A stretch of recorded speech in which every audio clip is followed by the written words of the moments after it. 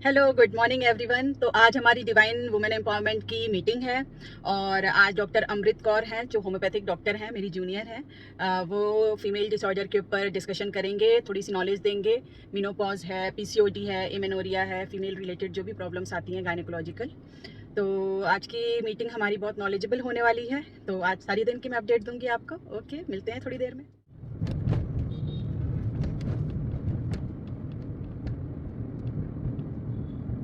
अब गुस्से में हूँ।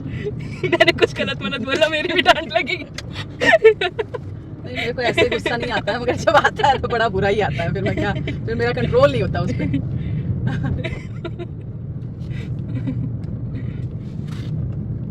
देखा कभी मुझे गुस्सा करते हुए?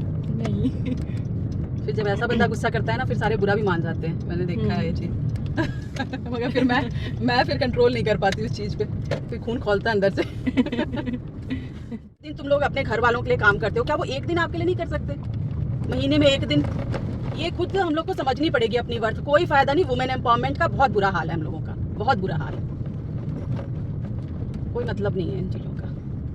अपनी वर्थ नहीं पता है लोगों को ना। थोड़ा सा हमको देनी वालों को भी प्यार है हमने कोई।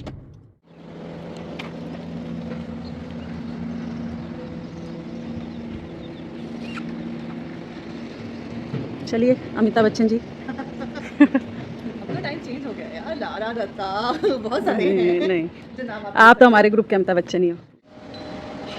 हॉल तो अच्छा है ना। अमृत का कवर बहुत सुंदर है। कवर ना, हाँ इसका बहुत प्यारा है अमृत कवर। अगर ये एक्स्ट्रा हाँ होता जी। तो मैं अभी कह देती उतार कोक के तू नया ले लूँ। यार वो रख लाना भूल गई मैं। मिला मुझे ले आऊंगी आपके लिए। ट्राइपॉड भूल कौन गई सी वाला लाना है? क्लिनिक पे। एक्स का लाना है। Hello everyone, myself doctor Amrit Kaur. I am homeopathic physician by profession. आज भी हम जैसे मतलब हर मंथ इकट्ठे होते हैं ना कुछ सीखने के लिए, तो आज भी मतलब एक मतलब टॉपिक जो हमारी डेली लाइफ के बारे में ही है, ठीक है, फीमेल कंप्लेंट्स के लिए। तो उस पर हम थोड़ा डिस्कस करेंगे कि उसको मतलब अगर कोई प्रॉब्लम हमें आ रही है उसको हम कैसे सॉल्व कर सकते हैं, या उसके लिए हम क्या डाइट ले सकते हैं, या मतलब उसको कैसे हम मैनेज कर सकते हैं ना। तो उसके लिए हम आज सीखेंगे। और उसमें से 3 टॉपिक मेन जो मैंने मतलब लिए हैं वो है, पहला तो लिकोरिया, दूसरा पीसीओडी और मेनोपॉज। तीनों ही कॉमन टॉपिक है ना। Leucorrhoea first of all will discuss. Leucorrhoea क्या होता है? इट इज़ अ कंडीशन जिसमें क्या होता है कि डिस्चार्ज होता है, वेजाइनल डिस्चार्ज होता है, ठीक है। तो उसमें उसका कलर भी चेंज हो सकता है, या येलो होगा, या मतलब ब्लैक हो सकता है, ब्राउन हो सकता है, कोई भी कलर हो सकता है ना। मतलब अभी आप बोलोगे कि वेजाइनल डिस्चार्ज तो कॉमनली भी होता है ना।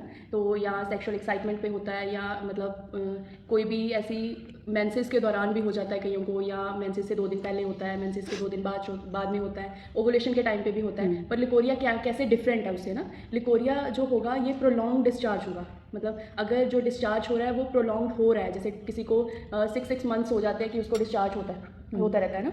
और या किसी को होता है कि 10 डेज़ के लिए हो रहा है, फिर बीच में नहीं हो रहा है, या हो रहा है फिर उसके बाद। कई लोग को बिफोर मेंसेस आफ्टर मेंसेस भी होता है। बिल्कुल, तो यही चीज़ होती है। पर उसका कैरेक्टरिस्टिक क्या है कि उसमें से मतलब ऑफेंसिव ओडर होगी उसकी, ठीक है। उसकी वजह से इचिंग होगी, बर्निंग होगी, और साथ में डिस्कम्फर्ट रहेगा उसको ना।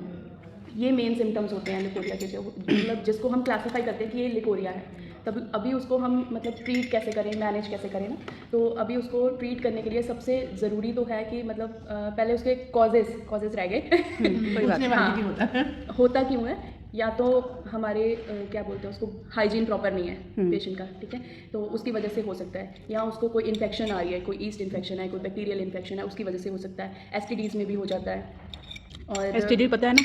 हाँ, और अगर कोई हार्मोनल चेंजेस चल रहे हैं बॉडी में तो उसकी वजह से भी हो सकता है, ठीक है। होता है उसके सिम्टम्स में ना, किसी को बैक पेन भी होनी स्टार्ट हो जाती है। बैक पेन बहुत कॉमन है ये। हाँ, लेग्स में पेन होगी, या मतलब ऐसा लगता है कि मेंसेस वाली पेन हो रही है, तो ऐसा होता है उसको कईयों को।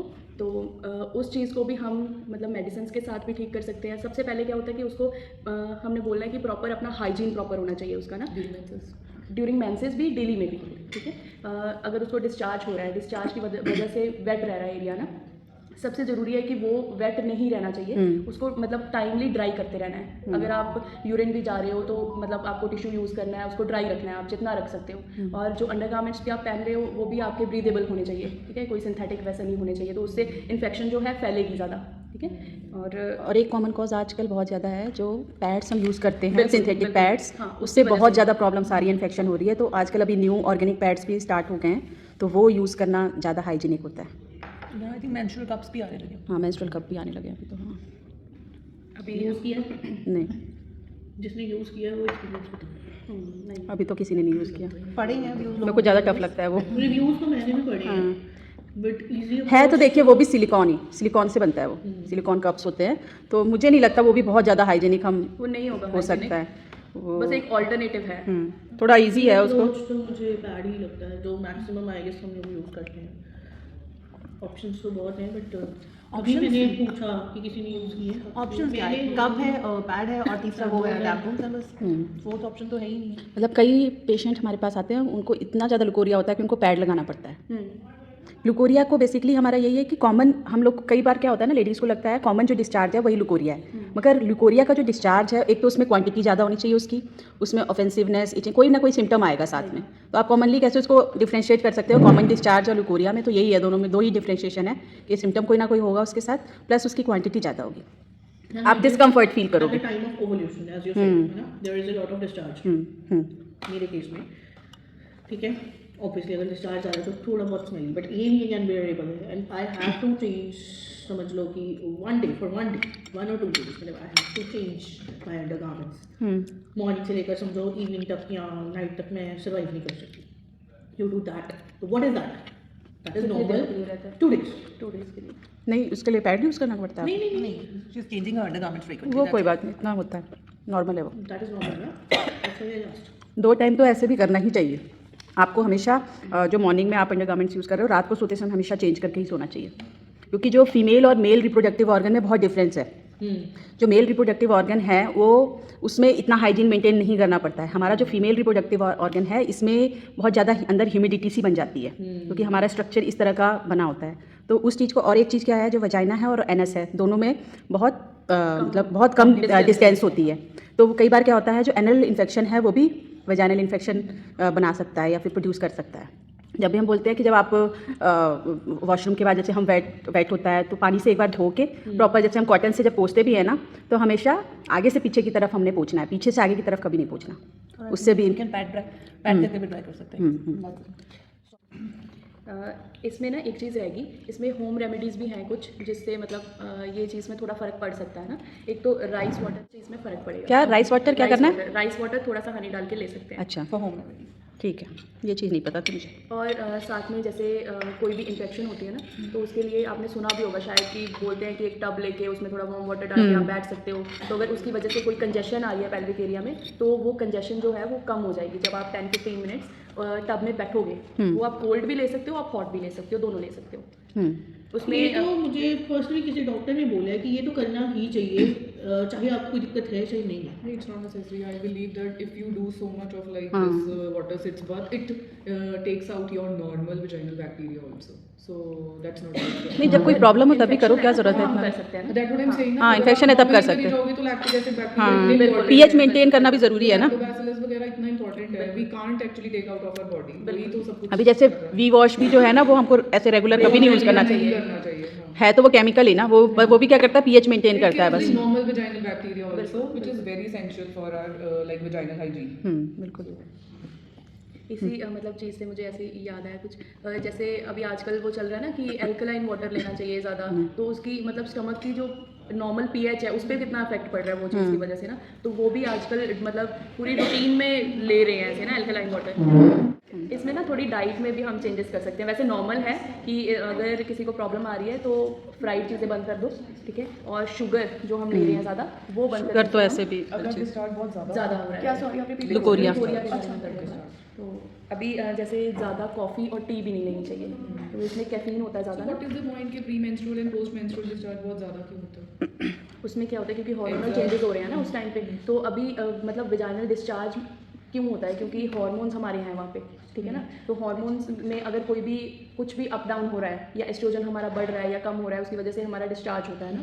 तो अभी साथ में इसके बहुत सारे हार्मोन्स होते हैं, एलएच होगा, ठीक है, प्रोजेस्टेरॉन होगा, वो सारे होते हैं। अभी उसमें सब में जब इम्बैलेंस होता है तो डिस्चार्ज होता है बेसिकली, ठीक है। तो अब जब मेनोपॉज होता है तो मेंसेस बंद होने हैं, तो बहुत बहुत जैसे हो गया ना कि पूरा ही चेंज होना है हमारी बॉडी में, बहुत बड़ा चेंज है ये मेंसेस बंद होना है, तो उसकी वजह से ये चीज़ें होती हैं। And most important question is कि like leukorrhea, like it affects your bones basically. So उससे कैसे prevent किया जाए? Like you have that, but what about your bones? वो जैसे अभी डाइट जो हम बोल रहे हैं ना, डाइट में वही मैं बताने Yeah, वाली tea थी कि coffee is वो- very common.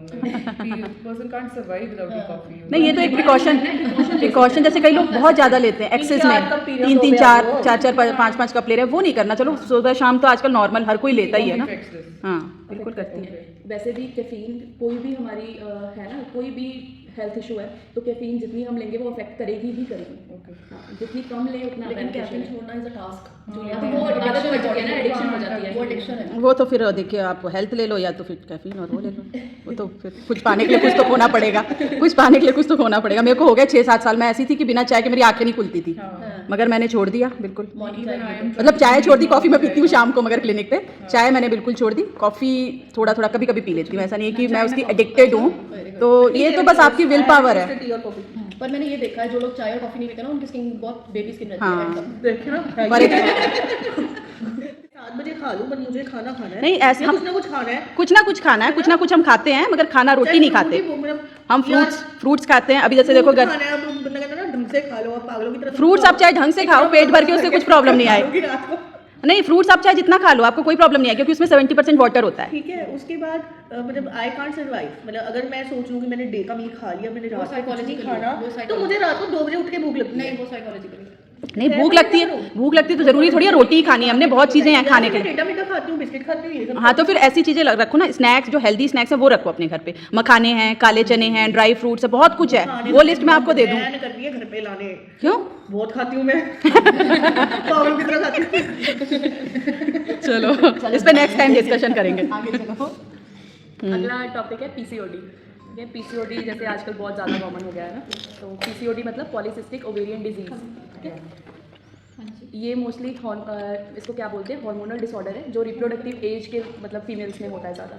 तो इसमें क्या होता है कि ओवरीज में आपके सिस्ट हो जाती हैं छोटी छोटी। ठीक है, तो अभी वो होती क्यों है, उसमें क्या होता है कि हमारी नॉर्मल जो ओवुलेशन है उसमें फॉलिकल्स होते हैं ओवरीज में। जैसे मैं चार्ट लाई थी,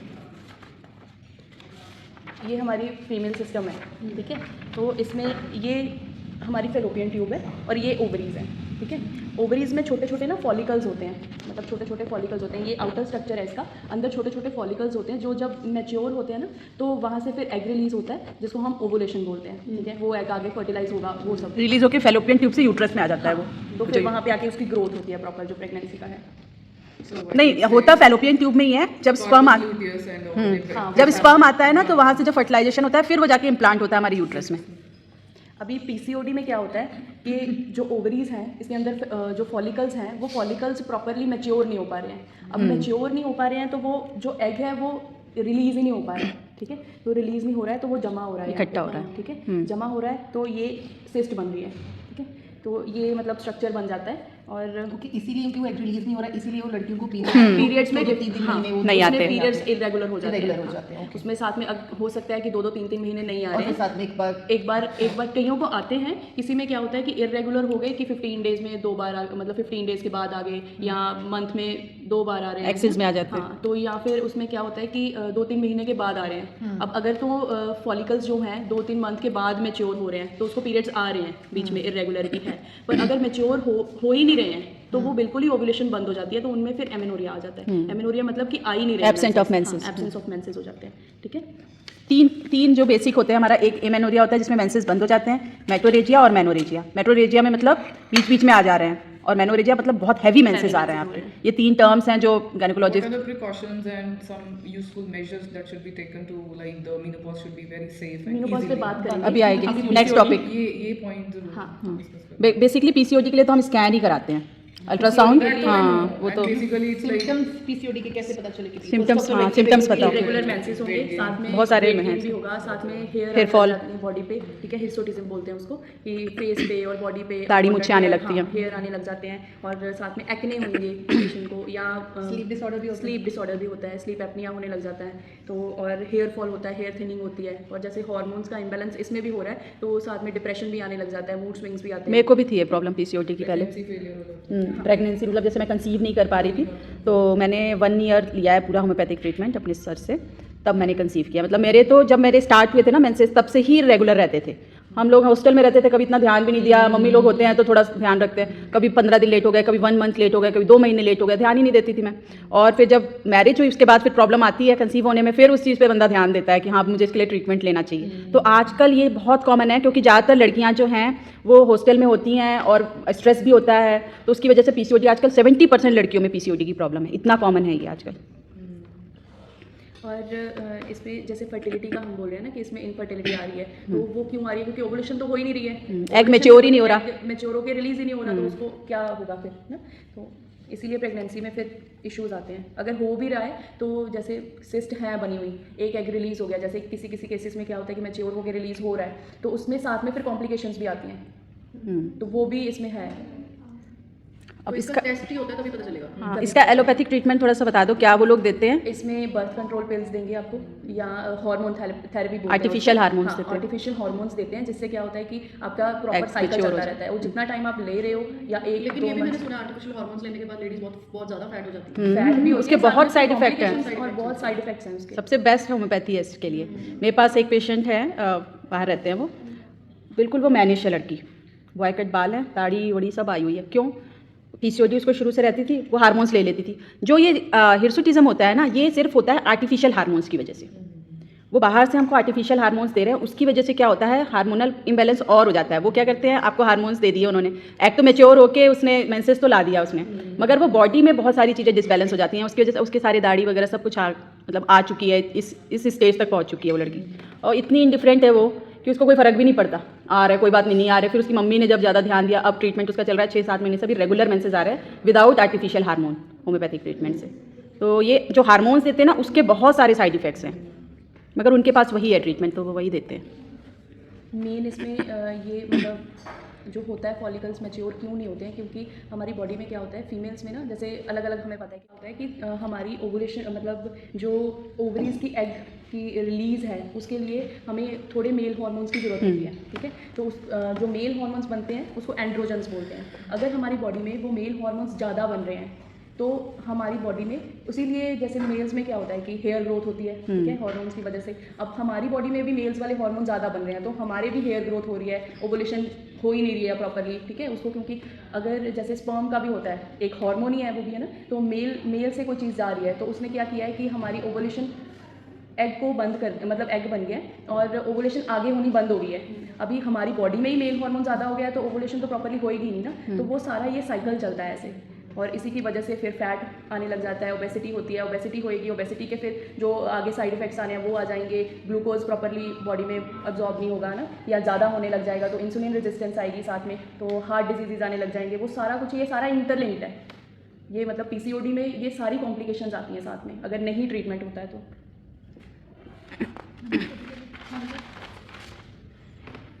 और ये हेरिडिटरी भी हो सकता है, अगर मतलब मदर्स में है तो बेटी को हो सकता है। अभी इसमें कॉम्प्लिकेशन जो आती हैं, एंडोमेट्रियल कैंसर हो सकता है इसकी वजह से, अगर नहीं ट्रीटमेंट हो रहा है, ठीक है। और जो ओबेसिटी के रिलेटेड जो सारा मैंने बताया कि हाँ हाइपरटेंशन भी आ सकती है, हार्ट डिजीज़ भी आ सकते हैं इसके साथ में, या डायबिटीज़ हो सकती है, ये सारी इसकी कॉम्प्लिकेशंस में आता है।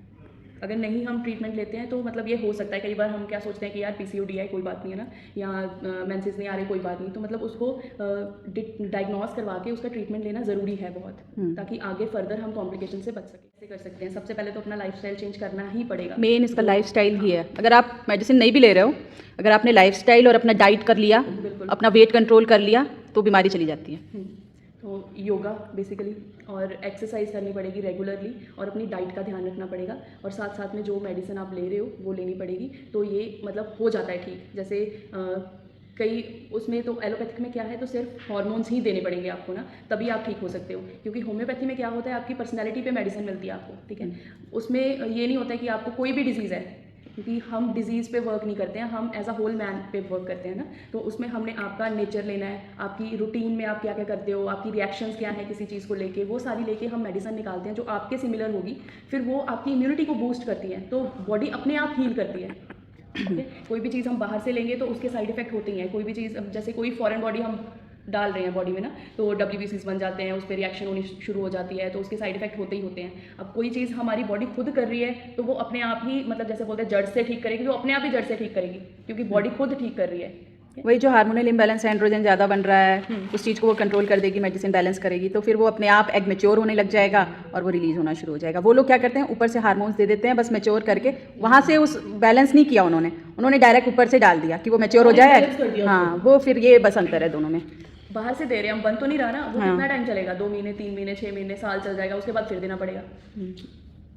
अभी इसके लिए मतलब जो इन्वेस्टिगेशंस कराते हैं मेनली हम अल्ट्रासाउंड ही करवाते हैं, उसमें दिख जाता है कि अल्ट्रासाउंड की भी है मेरे पास रिपोर्ट। अभी जैसे हार्मोन इम्बैलेंस हो रहा है तो हम ये भी चेक करवा सकते हैं कि कौन सा हार्मोन इम्बैलेंस हो रहा है। ये बेसिकली वैसे एलोपैथी के लिए होता है कि हम उसके लिए हमारे हार्मोन वो जो प्रोफाइल है पूरी करवा सकते हैं, कौन सा हो रहा है, हमारा इम्बैलेंस है तो उसको हम ठीक कर सकते हैं, उसके लिए हम हार्मोन दे सकते हैं। ये बेसिकली एलोपैथी के लिए होता है। तो हमारे में तो पर्सनैलिटी देखते हैं तो उसमें डिजीज़ का फ़र्क नहीं पड़ता, कोई भी डिजीज़ हो, इसीलिए बोलते हैं होम्योपैथी में हर डिजीज़ का इलाज है, क्योंकि हमने पर्सनैलिटी देख के मेडिसिन देनी है। जैसे आपने बोला फूड का ध्यान रखना चाहिए इसमें, तो कौन से फूड्स होने चाहिए जिनको अवॉइड करना चाहिए इस कंडीशन में?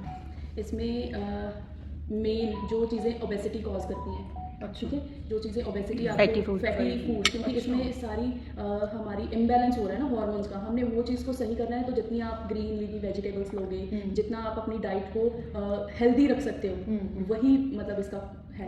जितनी बैलेंस डाइट आप ले सकते हो, जितना आप हेल्दी रख सकते हो, आपको मतलब जितना आप पानी रेगुलर पी सकते हो बॉडी की नीड्स के हिसाब से। जैसे कम पानी पीते हैं उससे भी प्रॉब्लम्स आती हैं, क्योंकि हमारा फिर डाइजेशन प्रॉपर नहीं हो पाता है, तो साथ में और कंडीशंस आने लग जाती हैं, कॉन्स्टिपेशन हो जाता है, वो सारी चीज़ें हैं। मतलब डाइट आपको बैलेंस्ड ही रखनी पड़ेगी। फैटी फ्राइड फूड सब बंद करना पड़ेगा। जो ज़्यादा कैफ़ीन लेते हैं वही बात आ गई, जो कैफ़ीन ज़्यादा हम ले रहे हैं वो भी चीज़ें बंद करनी पड़ेंगी। जैसे कैफ़ीन आजकल सिर्फ हम इससे नहीं ना ले रहे टी कॉफ़ी से, वो साथ में जो कोल्ड ड्रिंक्स हम ले रहे हैं उसमें भी होता है। तो कोल्ड ड्रिंक्स तो बिल्कुल ही बंद करनी पड़ेंगी। पैकेज फूड जो हम ले रहे हैं वो सारा, क्योंकि इसमें प्रिजर्वेटिव्स पड़ रहे हैं, वो सारी चीज़ें हमें बंद करनी पड़ेंगी। तो ये मतलब इसमें होता है करते हैं। और हमारे हार्मोन लेवल को भी गुड कोलेस्ट्रॉल होता है ना उसमें गुड कोलेस्ट्रॉल होता है इसीलिए। और क्योंकि इसमें ओबेसिटी की वजह से फिर डायबिटीज़ या इंसुलिन रेजिस्टेंस आने लगती है, तो वो डायबिटीज़ के लिए भी अच्छे हैं पीनट्स। अच्छा, वो ले सकते हैं, मतलब अगर मंचिंग करनी हो तो पीनट्स ले सकते हैं। मेन टॉपिक आ गया मेनोपॉज, जिस स्टेज पे हम सारे ही हैं समझ लो। मतलब ये नहीं है डॉक्टर अमृत जी अभी नहीं, आई गेस आएगा ही आगे, आगे आएगा, अभी तो नहीं है। 35 से तो ऊपर की होगी, 37 साल की है, वो दिखती है बस बच्ची। हरकतें उसकी बच्चों वाली है ना। मेनोपॉज क्या होता है, एक नेचुरल बायोलॉजिकल प्रोसेस है जिसपे हमारी रिप्रोडक्टिव लाइफ जो है वो ख़त्म होती है, ठीक है। अभी छुट्टी मिल जाती है हमको। अभी इसमें क्या होता है कि एस्ट्रोजन लेवल जो है ना बॉडी का, वो जब हम 20 की एज पे होते हैं तो वो इतना होता है बॉडी में, ठीक है। और जैसे जैसे एज हमारी बढ़ती जाती है तो एस्ट्रोजन लेवल जो है वो कम होता जाता है बॉडी में, ठीक है। ये मेनोपॉज किससे आता है पहले ये बताओ? मेनोपॉज जो होता है जब मतलब रिप्रोडक्टिव एज हमारी है 12 to 55 50, ठीक है। अच्छा, अभी तो हाँ, टेंशन नहीं ज़रूरी नहीं है, 40 के बाद सबका डिफरेंट है। पर मेनोपॉज का टाइम क्या होता है कि 40 आइडियल के टाइम, बाद शुरू हो जाता है। आइडियल टाइम जो है 40 to 50। 40 to 50 शुरू हो जाता है, किसी का 45 से भी हो सकता है, किसी का 55 से भी हो सकता है, मतलब 55 तक लग जाता है किसी को ना, तो वो चीज़ भी है। मतलब आई थिंक इसके भी फेजेस हैं, पेरीमेनोपॉज हाँ, बताने लगे। नहीं 40 हां बस 40 तो 45 तो बहुत होगा। 40 से स्टार्ट हो जाता है, कईयों को 41 42 में भी हो जाता है, कईयों को 50 में भी होता है। मगर अगर 40 से पहले हो रहा है तो अर्ली मेनोपॉज है, और अगर 50 के बाद हो रहा है तो मतलब लेट है, वो भी प्रॉब्लम कॉज करता है कई बार। इसको कैसे कर सकते हैं रेगुलर योगा? क्या मतलब लेट करना है? हाँ, If मतलब you चलता really रहेगा। want to regulate your hormones, like if you really want के hormones बहुत regularly release हो, work करें, योगा and I best है would हर चीज़ के suggest लिए। yoga is the best exercise you can do to regulate your hormones. बिल्कुल बिल्कुल। No other workout, only yoga helps you, right? It really just turns a cycle of hormones very nicely. Yoga, do yoga. Don't do hardcore yoga. It's not necessary that if you really you Breathing have to अगर go for a very hardcore yoga, normal asanas, surya namaskar, normal asanas you can do. It helps in menopause. It helps in like वो कहते हैं ना कि uterus is like about to leave the space and है ना वो थोड़ा saggy हो जाता है. It tightens the uterus, the vagina. It keeps them in their place. Like yoga is the best. जो प्राणायाम है ना, ये इसका बेस्ट रोल होता है, जो हमारे ब्रीदिंग वाले एक्सरसाइज Breathing है, exercises. इससे हमारे हार्मोन्स के ऊपर बहुत अच्छा इफेक्ट Hormones पड़ता and है. हाँ मतलब और सबसे important part के now at this age like after when you be touching your menopause like obviously the uterus and the vagina part they go sag. They start going down. Looseness आने लगती है उसमें ना. थोड़े लूज हो जाते हैं. They loosen and muscles. आपने कईयों को सुना होगा जैसे हमारे प्रोलैप्स होना भी शुरू हो जाता है हाँ, लेडीज में, हाँ. यूट्रस नीचे को आने लग नीचे आ जाता जाता है. है. वो So भी yoga is the best workout you can do so that वो चीज़ें सारी प्लेस में रहें. Because नहीं तो मैक्सिमम चांस है कि यूट्रस सैगी हो जाता है and then it causes problems. फिर इट स्टार्ट्स ब्लीडिंग. में ना स्टेजेस होते हैं. प्री मीनोपॉज होगा, पेरी मीनोपॉज होगा, फिर मीनोपॉज आ जाएगा और पोस्ट मीनोपॉज होगा. ठीक है. मैक्सिमम क्या एज है मतलब मैक्सिमम किस लेडी को किस एज तक मेनोपॉज 55 मैक्सिमम. अच्छा वैसे तो हम 58 साल की ने भी देखो. नहीं, मेरे पास है एक पेशेंट, उनको 55 में हुआ है. ये एक्सेप्शंस तो एक मेरी दो एक होते patient हैं. मैं वही पूछ रही हूँ इसको था पेशेंट. हाँ 55 में हुआ है उनका. नहीं दी, ये तो एक्सेप्शंस है, किसी भी चीज़ में हो सकता है. किसी को अगर मेरी मदर इन 55 लॉ को 55 में होगा. हाँ 55 मतलब एक मैक्सिमम age limit 55 है. 35 में भी हो रहा है. मेरी खुद की भाभी, मेरी सगी भाभी, उनको 35 में ही हो गया था मेनोपॉज. हेलो. हाँ जी. इसमें ना तीन स्टेजेस होती हैं. Peri menopause, pre menopause, peri menopause, menopause और Post menopause. आ जाएगा. अभी प्री मीनोपॉज में क्या होगा, नॉर्मल लाइफ चल रही है. ठीक है, हमारी नॉर्मल रिप्रोडक्टिव लाइफ चल रही है और पर साथ में क्या होगा, मतलब मूड स्विंग्स आने शुरू हो जाएंगे, क्रैम्प्स आने शुरू हो जाएंगे और वेजाइनल ड्राइनेस होनी शुरू हो जाएगी. ठीक है, तो मतलब थोड़े थोड़े सिम्टम्स आपको आने शुरू हो जाते हैं इसमें. पर इसमें मेन ज़्यादा सिम्टम्स नहीं आते हैं क्योंकि मीनोपॉज में अभी टाइम है. पर थोड़ा थोड़ा जैसे जैसे एज आपकी आगे बढ़ती जाती है तो थोड़े थोड़े चेंजेस आने शुरू हो जाते हैं. पेरी मीनोपॉज में आके प्रॉपर मतलब प्रोसेस स्टार्ट हो जाता है कि अभी मीनोपॉज आने वाला है. बॉडी अपने आप को प्रिपेयर करना शुरू कर देती है मीनोपॉज के लिए. उसमें क्या होगा, इरेगुलर पीरियड्स होने शुरू हो जाएंगे, नाइट स्वेट्स आने शुरू हो जाएंगे, या हॉट फ्लैशेस आते हैं कईयों को, वो शुरू हो जाएगा, या आपकी लिबिडो लॉस हो जाएगी. ठीक है, तो ये सारा कुछ आना शुरू हो जाता है. और मीनोपॉज में आके प्रॉपरली मेंसेस जो है बंद हो जाते हैं आपके. ठीक है, मीनोपॉज किसी को कोई भी सिम्टम ना आए और आराम से मेनोपॉज बंद हो जाए. हाँ होता है, बहुत इजीली होता है कईयों को. 40 के बाद, 40 से 50 वो अगर होता है तो वो मतलब अर्ली मेनोपॉज हम लेंगे उसको. आने वाला है, चीज़ें अभी बंद होनी शुरू हो जाती है. क्लियर करते हैं कि मेनोपॉज हो गया है जब पूरे 12 मंथ्स तक आपको पीरियड्स नहीं आ रहे हैं, बिल्कुल बंद हो गए हैं. उसके बाद फिर हम कहते हैं कि हाँ मेनोपॉज प्रॉपर्ली हो गया है. ठीक है, अब इसके कॉमन सिम्टम्स क्या क्या आएंगे. एक तो हॉट फ्लैशेस आने शुरू हो जाएंगे या चिल्स भी आती हैं कईयों को. ठीक है, वेजाइनल ड्राइनेस हो जाएगी, स्लीप डिस्टर्ब हो जाएगी, या ज़्यादा आने लग जाएगी या कम होगी. ठीक है, ये भी हो सकती है. मूड स्विंग्स आने शुरू हो जाएंगे. पतियों का बुरा हाल हो जाएगा मूड स्विंग्स की वजह से. मैम मेरे ना मूड स्विंग्स बहुत हो गए. ये वैसे आई नो ये मेनोपॉज का नहीं, वो तो ऐसे भी नॉर्मल लेडीज में होता ही है ये. होते मोस्टली पीरियड से पहले. हाँ, तो वो प्री मेंस्ट्रुअल सिंड्रोम है. वो प्री मेंस्ट्रुअल PMS है, वो अलग चीज़ है. और इतना गंदा मूड स्विंग होता है कि मन करता है बस अभी के अभी रोक रहा. हाँ नॉर्मल हालात में जब हम आपके वो कर देंगे. हाँ वो तो होता है. वो PMS है. वो PMS है. और हेयर थिनिंग होएगी, हेयर फॉल भी होनी शुरू हो सकती है. और साथ में ब्रेस्ट फुलनेस भी कम हो सकती है. जैसे दी ने बोला ना कि सैगीनेस आती है, वो यूट्रस में भी हो सकती है, मतलब Breast में भी हो pelvic सकती है. एरिया में भी हो सकती है, ब्रेस्ट में भी हो सकती है. हाँ, वहाँ से और एक चीज़ बहुत इम्पोर्टेंट, बोन्स का. मेटाबॉलिज्म स्लो हो जाएगी और साथ में बोन्स जो है वो वीक होनी शुरू हो जाएगी, ऑस्टियोपोरोसिस होना शुरू हो जाता है कई बार. ज़्यादातर होती हैं ये कैसे अपनी सेगनेस को कंट्रोल करती होंगी. वो तो सब सर्जरी कराते हैं, वो तो बहुत कुछ कराते हैं, उनका मत पूछो. अनलिमिटेड ही कर दिया ना. वो तो ओवर ही है ते ਅਸੀਂ थोड़ा लिमिट कर सकते. वो सब कराना भी नहीं चाहिए. अब देखा नहीं श्रीदेवी का क्या हाल हुआ था, वो उसकी वजह से ही हुआ है सारा कुछ. हाँ, बहुत कुछ इन्होंने आर्टिफिशियल किया होता है अपनी बॉडी के साथ. हाँ कितना कुछ. और आजकल तो बहुत कॉमन हो गया है ना इन लोगों में. जैसे ये लिप्स का तो बहुत कॉमन हो गया है. चीक्स, अभी उसका देखिए सुष्मिता सेन का फेस देखिए कितनी बुरी लगने लग गई ना. उसने कैसे ये लिफ्टिंग करा ली ना, इतनी अजीब से उसके आर्टिफिशियल सा फेस लगने लग गया ना. तो ये सब ये लोग करवाते हैं, इंजेक्ट करवा के ना, फिलिंग वगैरह करवाते हैं. ये सारे मतलब सिम्टम्स जो आते हैं वो हार्मोनल इम्बैलेंस की वजह से आते हैं. फ्लक्चुएशंस होने लग जाती हैं एस्ट्रोजन और प्रोजेस्टेरॉन में. और फिजिकल और इमोशनल चेंजेस क्या आते हैं इसमें. इसमें पहले तो बोन डेंसिटी कम होने लग जाती है. सबसे मेन चेंज फिजिकल यही आता है इसमें ना. बोन डेंसिटी कम होने लग जाएगी और साथ में हार्ट डिजीजेस का रिस्क बढ़ जाता है. क्योंकि अगर आप अपनी डाइट सही नहीं रखोगे, क्योंकि एस्ट्रोजन क्या होता है, एस्ट्रोजन बैलेंस हमारी बॉडी के लिए बहुत ज़रूरी है. ठीक है, अगर एस्ट्रोजन हमारा कम हो रहा है तो हार्ट डिजीजेस का रिस्क बढ़ जाता है. दो मेन हो गए, एक तो हार्ट डिजीज और ये जो हमारे बोन्स का ऑस्टियोपोरोसिस बहुत कॉमन है, क्योंकि जैसे ही आपका मीनोपॉज होता है ना उसके बाद आपको कैल्शियम डबल लेना होता है, क्योंकि वो जो हार्मोन्स है जो एब्जॉर्ब करता था कैल्शियम को वो बंद हो गया निकलना। तो हमको क्या करना है, डबल कैल्शियम इसीलिए लेना है कि जितना ज़्यादा वो एब्जॉर्ब कर सके, क्योंकि आपने देखा होगा मीनोपॉज के बाद ही ऑस्टियोपोरोसिस, सारी लेडीज़ को जॉइंट्स की प्रॉब्लम आफ्टर मीनोपॉज स्टार्ट हो जाती है, क्योंकि वो इस चीज़ का भी डबल हो जाता है ना। हाँ स्टार्ट कितना बढ़ जाता है, all calcium is going out of your body. बिल्कुल। तो कैल्शियम के लिए हमारे नेचुरल कैल्शियम इनटेक ऑब्वियसली वो इतना कितना ले लेंगे हम तो Whenever you go to a like bone specialist or some ortho doctor, first and foremost वो यही कहते हैं 2 ग्लास दूध दे पीने। उस तो बिना First and foremost, anytime you try, you go like today only you go, the doctor will say very important। मैं भी नहीं जानती वैसे। नहीं, मैं तो I'm fond of milk and curd everything, तो वो तो पूरा होता है। It's like every moment the calcium is going out of your body and you are not कोई नहीं taking दिखाना it, and it's going and going and going। नहीं, उसके बिना भी मिल्क तो मैं मिल्क के बिना कैल्शियम के बहुत सारे सोर्सेज हैं, जरूरी नहीं है मिल्क ही लेना है आपने। कई लोग मिल्क एलर्जेंट भी होते हैं तो उनके लिए और भी बहुत सारे अल्टरनेटिव। डॉक्टर जरूर कहते हैं। हाँ, वो कॉमन एक डाइट से पूरा हो सकता है। मखाना, हाँ बिल्कुल, मुझे नहीं लगता डाइट से पूरा हो सकता है या हमें सप्लीमेंट ही ले सकते हो, मगर ऑर्गेनिक सप्लीमेंट लो, क्योंकि जो नॉर्मल सप्लीमेंट है ना वो उससे पथरी हो जाती है। थोड़ी ना है तो उससे नहीं कह रही हूँ। सबसे इम्पोर्टेंट हमारी डाइट ही नेचुरल नहीं है। बिल्कुल। वो ही कहते हैं कि green leafy vegetables, do you think of a green leafy vegetable? मुझे पता है मुझे कितना पसंद है, पता है मैं तो रात को ज़्यादातर वो मैंने अपनी मेट को बुला हुआ है, पालक और ये क्या कहते हैं मूली के पत्ते, ये प्रॉपर धो के काट के जाती है, मैं रात को वही खाती हूँ बीच बीच, मतलब हर रोज़ नहीं, मेरे को बहुत पसंद है।